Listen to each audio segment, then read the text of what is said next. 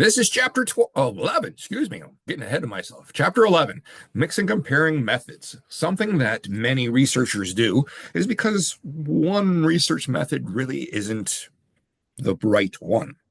They are looking for something that the other has. So they combine qualitative, which is the in-depth personal one, versus and quantitative, the raw data collection, and they put those together because it fits whatever they're looking to do as far as conduct their observations, compile their data, and test their theories. So this is not something that is out of the ordinary. In fact, my researchers have usually been a mixed method. If it's not a qualitative, it usually is a mixed method, where I do use some of the uh, quantitative perspectives because it's the cold hard data. And in the social science community, in any kind of science community, the raw hard data points really tend to solidify a study. So let's get going. It's probably going to be a little shorter because the material isn't as in depth, which I'm sure you're all really upset about. So let's get to it.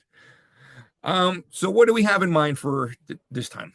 We're going to talk about combining various research methods. Researchers concisely develop the projects using a mixed method design to combine the inherent strengths of both the quantitative and qualitative methodologies to maximize their understanding. Mixed methods and combining combined methods. It helps to do that because the method design combines those strengths of both of them and really does uh, maximize the understanding of the issue at the core of the study because you are using two separate tools, and you get to choose, when and where to use them to really strengthen the findings, to highlight the findings more or less. The strengths and limitations, reviewing the strengths of them. Uh, you got to choose the most appropriate research design for a particular investigation and decide when a combination of methods is most useful. Sometimes you can't have a mixed method because it just doesn't lend itself to that. And then finally, the meta-analysis and meta-synthesis allows for systematic evaluation of findings from numerous published studies that have all used similar quantitative and qualitative methods. So by utilizing these, we want to maximize the strengths, and the weaknesses is that you can't always do it. Sometimes, depending on what you're studying, it lends itself more to one methodology versus the other. But let's look at it. What are mixed methods? Mixed methods is a international design decision, or I should say intentional design decision. It involves combining both the qualitative and quantitative data methods to study one research question. And whatever that question is, and you've gone through the process of developing those questions, which one best suits it? Does can you get can you utilize both systems if you wanted to? Sometimes you can, sometimes you can't. Unique strengths of methodological research, or the approach, is a common reason for mixing both quantitative and qualitative methods into one research program, is to take advantage of the unique strengths that each approach offers when engaged in different stages of the research process. And how are you going to implement those methodologies? What are you trying to get from them? And then we use what's called the triangulation. Now, I'm used to, I talked about it in a previous chapter about triangulation. I'm used to using it as far as mapping, finding out where I am. This uses a multiple methods of study on one research question, and then uses the multiple methods to study one question in particular, which is um, used to mean the use of two or more different measures of the same variable. So we could be looking at a particular question and utilize different methodologies to see if what we're seeing is really happening. Is it a general statement? Is it something that's affected by internal and external variables?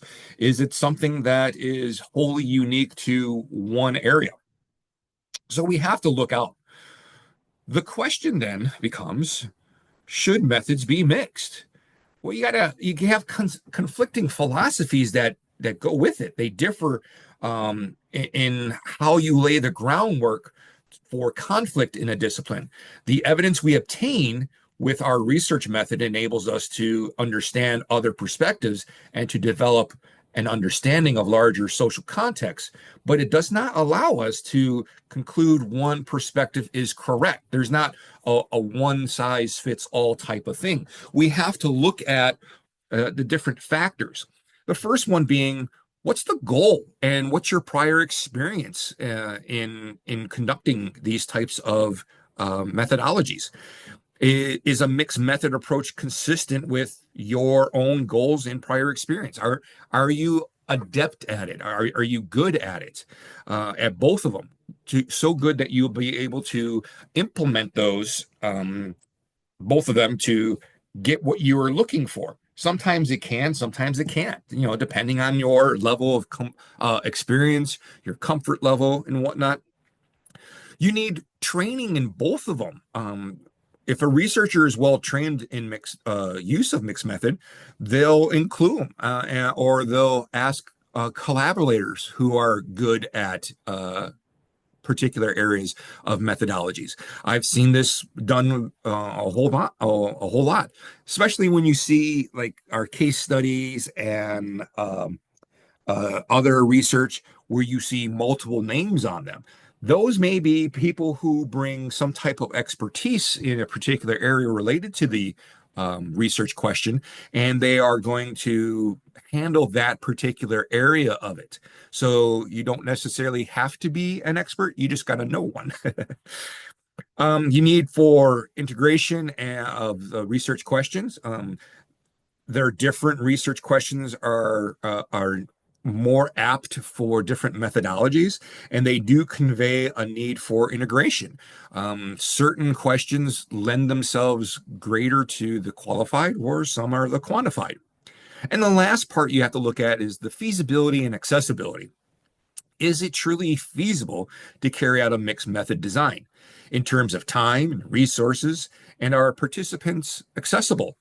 That's the thing, because when you do a mixed method, you're doing several methodologies. It's not just one, so it's going to take a little bit more time. You get, a much clearer, deeper picture that crosses different levels, but you are going to take more time in which to convey those because you have to test them, right? All right, so types of designs. Let's go with that. You have your conventional parallel design, which is a mixed method research when quantitative and qualitative methods are implemented in the same time. The findings are integrated and interpreted together, so you use them as a true pair. You have exploratory sequential design, which is the qualitative method is implemented first, followed by the quantitative. You present the hard data, the numbers, and then the rationale behind it. Then you have the embedded design. This is a mixed method research when the primary method is quantitative or qualitative, but the researcher adds the other component to gain additional insight or context of what was going through. The transformational design is a mixed method, a design that uses a theoretical perspective with social justice focus to improve the well-being of the vulnerable populations. This is good for if you are studying children, maybe that's good. If you're looking in the prison population, there are levels of risk for inmates. Some might be seeing them as being snitches, that going there, or the crime that they committed. Those who have Crimes against children are do not fare very well in the prison environment. So that has to be taken into account because they are vulnerable.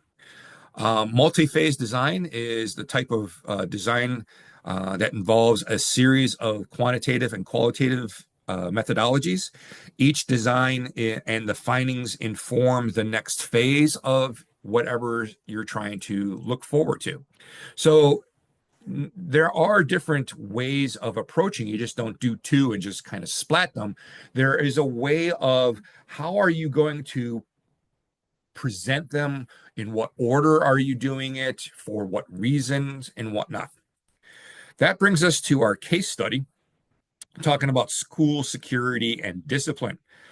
This study was done by Aaron, I think is Kupchik, who investigated how school security measures, particularly the presence of uniformed officers, or sometimes non-uniform, affects students. Kuplik used three different research methods. Each method complemented the other's weakness. The research methodology would be classified as a convergent parallel design because both the quantitative and qualitative methods were implemented at the same time. Student survey data was collected at each school, and the record students experience that recorded students' experiences with punishment at school. The observation, the real-time interactions at school, he observed on numerous occasions how relatively minor problems escalated into larger problems as a result of police involvement, resulting in students unnecessarily being sent into the criminal justice system rather than having their issues dealt with at the school level only. The survey data allowed them to make generalizations regarding perceptions and experiences of discipline to the larger student population. Now, this does have to be given with a caveat of what the incidents were and how they progressed. How did the officer progress? How did the student progress? What is the true role of the officer? Because the officer, law enforcement in an inner city school that is very, we'll call it rough, versus one that's in the more urban area, those missions are going to be very, very different. The way they handle things are going to be very, very different. Okay. The next case study they talked about was the American Indian homicides. From working on a reservation, I can tell you that it is far, far greater than anyone can even think of. By ethnicity, Native Americans are at the top by several fold over other ethnicities as far as homicides. Partly due because of the number of incidences compared with the ratio of natives on a reservation. It does. Some people say it skews it because there's so little, but you have to take it at a level to decide, what are we looking at? And when taken at a per capita level, Native American homicides are very, very high, including missing and abducted persons. Bachman, who did the study, investigated the causes of homicide with contemporary American Indian communities, usually on reservations. The research stated with inductive research, beginning with qualitative interview data, which was then used to develop a theory to account for the data. Thus began the deductive phase of testing and hypothesis, which came into three parts: the higher level of social disorganization within a reservation community, the higher the rate of homicide; the higher level of economic deprivation within the reservation community, the higher the rate of homicide; and the more traditional and integrated a reservation community was, the lower rate of homicide. Meaning those who were more traditional, who kept their culture, not necessarily the culture, but the values, the traditions, that type of thing. Those were lower than those who are looked at just from the economic or influx of Western socialization. So it does have a dramatic effect on smaller smaller communities.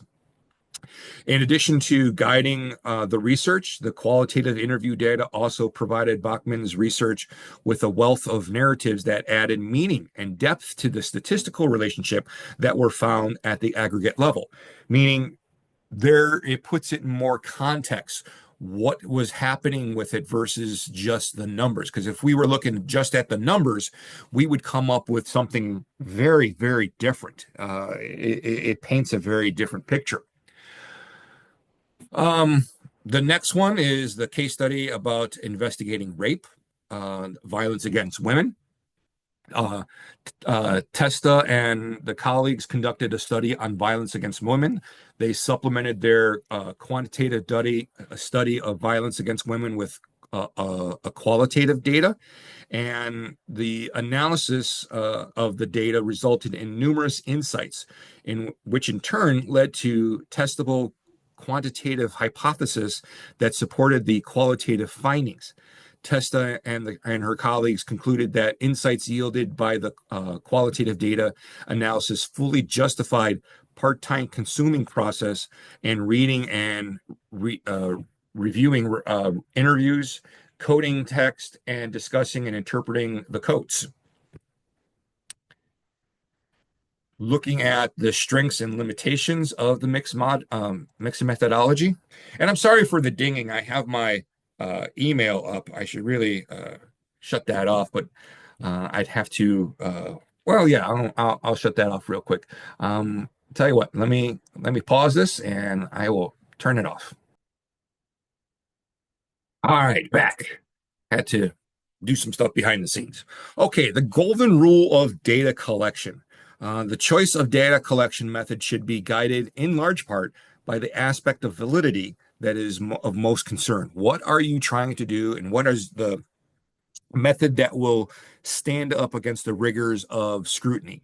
What is the one that's going to give you the best, most truthful numbers, or truthful information? Kind of like we were talking about the Native Americans. Yes, you can get the number data, but what does that tell you? How is that working as far as the causes? Those are the types of things. The second one is combining method strengths and projects design. By combining both the qualitative and quantitative methods with one research project, strengthens the design by enhancing measurement validity, generalizational ability, casual validity, or authenticity. Because if you're using multiple designs, you're showing it in multiple ways. What the whole answer is to a research question. That way you can compare and contrast one against the other, therefore strengthen the validity. The challenge it may limit the extent to which goals are enhanced by combining method. It creates challenges that may be difficult to overcome and ultimately limit the extent to which the goals are enacted or enhanced. This is the goes back to the time, the resources, the skill of the researcher. Those types of things are the challenges of it. How do you feel? How are you going to get it done in the amount of time? Do you have the resources in which to do it? The true experimental designs that looks at the most appropriate for the study of treatment, and it affects it as well as a research question that are believed to involve basic social psychological uh, processes. And it comes into the two, the random and the lack of control. The random assignment reduces the possibility of pre-existing differences between treatment and the comparison group. And the lack of control is an experimental design requires a degree of control that cannot always be achieved in other settings, meaning how much can you influence or duplicate and or identify or remove biases? Those are the types of things. Then you have the quasi and non-experimental designs, which usually lack casual validity because in lieu of the difficulties in true experimental designs, quasi and non-experimental designs are used, but often at the cost of the casual validity. We talked about the different types of validity before. So you might want to go back and take a look at if you're still a little unsure of what that is. The strengths and limitations regarding surveys. Surveys are studied variables. Surveys are well suited for reliable measurements of variables, and they have been studied in the past and whose meanings are well understood. You have to know what's going on. They do have some inadequate or unacceptable behaviors. They may not be adequate for studying behaviors or attitudes that are guarded or socially unacceptable because you're not going to be able to get the information that you need. And the those who do or are willing to are probably a small fraction of the population that you can look at. And therefore, your data that you're getting, because it is such a small sample from the small population, can be skewed because you're not getting enough. It's not diluted enough. The participant observation and interviewing goes with exploratory research. The observation and interviewing, the qualitative methods such as participant observation and intensive interviewing are appropriate when it's not clear what meaning people attach to a particular concept. And that research, the exploratory research, is suited to the exploration of new or poorly understood social settings. They also are suited for the exploration of new or poorly understood situations when not even clear on the concepts would help to understand them in the situation. Furthermore, these research methods are useful in uncovering the process of a program or implementation of an intervention. So by looking at them, we don't know how it's going to do. That's why the exploratory kind of tests out theories and whatnot. Then we have our meta-analysis on the quantitative analysis and findings. This is like a quantitative, how, well, let's just go it this way. It treats previous studies as a case. Meta-analysis treats previous studies as a case whose features are measured as variables and then are analyzed statistically. It shows how evidence varies across the studies. Meta-analysis looks at or is used in these studies varied when meta-analysis can be used to describe how the variations affected the study. And it enhances the generalization ability of the findings by integrating different study samples and controlling the social context and demographic characteristics. Meta-analysis enhances the generalization ability of the findings. Then we have the eligibility criteria. It must be specified carefully to determine which studies to include and which to omit as too different. When looking at eligibility, the criteria list these four things. The distinguishing feature, these could include the specific intervention tested and perhaps the groups compared. The research respondents, they specify the population to which generalization is thought or sought, not thought. Key variables, these must be sufficient to allow tests of the hypothesis and concern and controls for likely additional influences. And finally, research methods. They exclude the studies that are so different in their methods as not to yield comparison data. Because if you have data that is so widely different from the way it was collected, there really isn't a comparison that you could use because it is so widely different. The methodology that is being done it just doesn't work. Continuing on, we look at the cultural and linguistic range.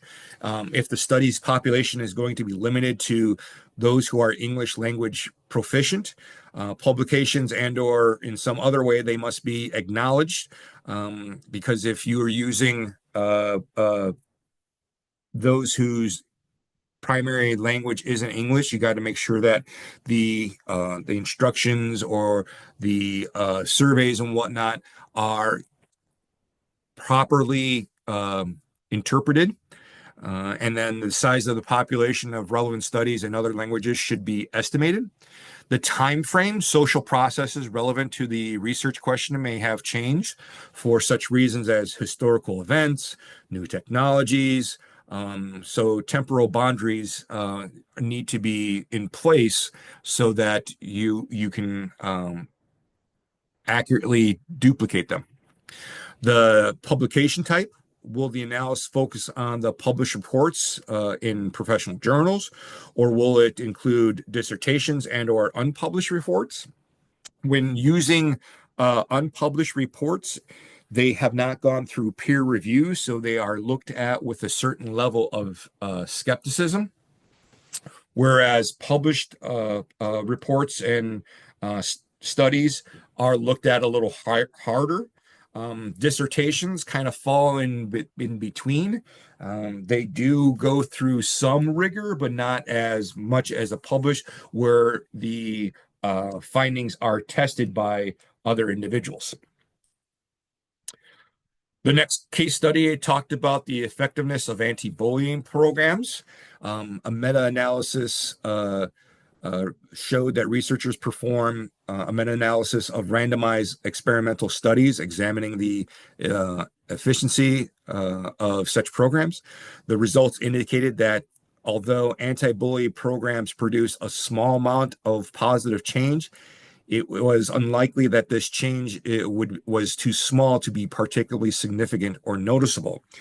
We had talked about, I believe in chapter 10, or was it 9, about the types of programs on policy that looked at instituting new policies based on studies.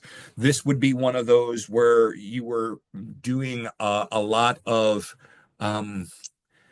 lot of resources for a little bit or almost negligible results.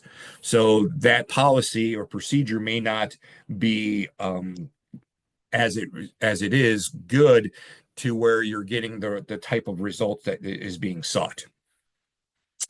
And then the next part is talking about meta-analysis is not the definitive word on research. It makes us aware of how hazardous it is to base understanding on social processes on single studies, that they are limited in time, location, and measurement. We have to look more broadly. When we only do a finite one-off type of thing, it doesn't give us a clear and complete picture. It is not a good idea to assume that a meta-analysis is the definitive word on research question just because it accumulates the results of multiple studies. It doesn't use that. You're looking at something that's relatively a one-off, as they like to say. So we have to be sure that we are looking at that and keeping that cognizant in the forefront of our minds. What are we looking at? How are we going to apply this? What is others going to look at, and the objections that some might have, saying, well, you're only looking at this small little piece of the population. What kind of level of validity does it have? When you're comparing results across studies, the analysis tool, meta-synthesis, is analysis tool for assessing the results of multiple studies that have relied on quantitative methods. It requires aggregating and reinterpreting the data. This type of analysis requires not just aggregating findings from different qualitative studies, but also reinterpreting the data on an aggregate, as is the case for meta-analysis. Attention to eligibility criteria for the selection into a meta-analysis or meta-synthesis is extremely important, because you're delving into so specifically that you want to make sure that those in your study are of or what you're looking for very specifically. And our next one is the case study for female drug dealers, and it examined the qualitative literature on women in the illicit drug economy. Mayer and Hudson performed a meta-analysis examining the qualitative literature on women in the illicit drug economy to identify and integrate key themes.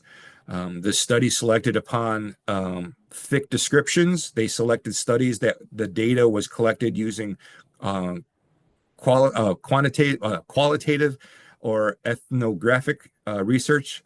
On the research provided thick descriptions of female experiences using field notes and narrative data from transcribed interviews. And the results were general stratified, meaning the results indicated that women relied on a diverse range of income sources, but judged different roles. Most women in the drug markets remained confined to low level and marginal roles, meaning they were never the kingpins, right? They or queen pins. They the roles that they were usually given were mules or the street level type of thing. They never were involved in the larger distribution networks of it. And then, as every chapter we go through, we look at the ethics in mixed methods. Researchers who combine methods must be aware of the ethical concerns involved in using each of the separate methods. The researcher's role is primarily into three parts. A challenge specific to mixed method is defining the researcher's role in relation to the researcher's participants. Are we going to be totally just an observer, a participant observer? What are we looking at? Researchers using quantitative methods define themselves as outside experts who design a research project and collect research data using objective procedures that best carried out without participant involvement. And then the third is qualitative researchers define themselves as engaging in research in some type of collaboration with the community or group that they are studying. Research reactions of potential participants to different roles while using mixed method. There is a challenge of different reactions of potential participants to the different roles. For example, authorities who control programs may agree to be a structured survey, but not a long-term engagement with researchers as participants observers. There's the complex mixed methods, renegotiation of participants' consent, complex mixed methods projects in which quantitative data or surveying is interspersed with observational research and intensive interviews may also require the renegotiation of participants' consent to a particular research procedure at each stage, depending on the people going in.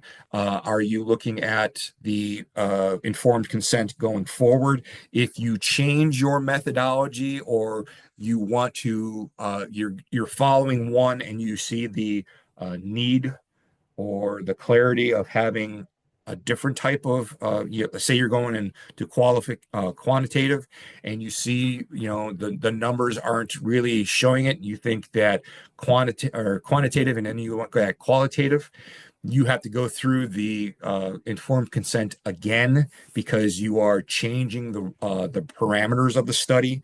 So you always have to be cognizant of your participants and their identities. So we always have to look at with mixed methods. There are different parameters. There are different safeguards that you have to use. So, and that's it for chapter 11. We only have one more chapter left. And as always, if you are having difficulty either with the material reading it or these lectures, pardon me, I'm trying to get over a bad cold, so I tend to cough every now and then, and my voice goes a little hoarse. But if you need more explanation or to be framed in a different way, always get a hold of me or your instructor. We're always happy to help. We may not have all the answers, the complete answers, because it depends on what kind of research that we've done before. I think I'm pretty good at the qualitative. I'm not that great at the quantitative, but that doesn't mean I don't understand it and can either reframe it or find the answer for you in some way. So don't be bashful. Um, when doing your report, just reach out if you have a question. So until next time, I will see you or talk to you for chapter 12. Have a good one.